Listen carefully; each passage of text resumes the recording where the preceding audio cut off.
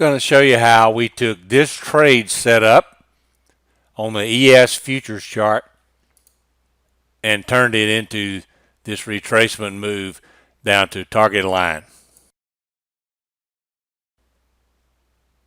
So we're taking this trade setup, and what we're hoping for is a retracement back up to one of our cloud levels to make an entry. We don't want to chase the trades, what we teach.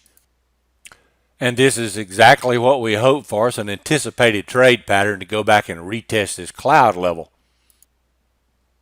So we're going to turn on the Bar Chart Trader proprietary to Active Trader Setups trading package. We've got our retracement.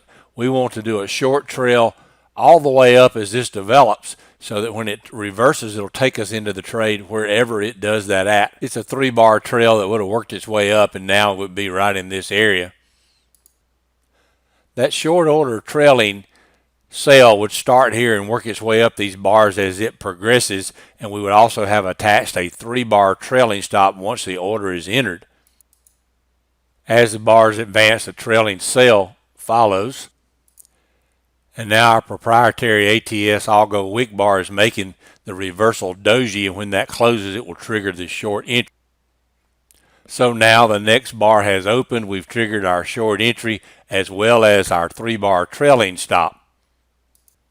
Our 3-bar trailing stop remains at above the high of the pivot high, and now we have some congestion here that goes back, prints 3001 against our cloud level of 30025. So one tick off our level, it rejects and heads back down. We're moving further down, and our trailing stop is following.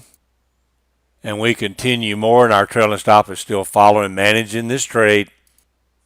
Our trade continues down. Our trailing stop continues to follow. We're nearing our target level. We selected a previous VPOC level for target, and we've reached our target level for a 14-point trade with a trade management to maximize profits using the ATS Bar Chart Trader.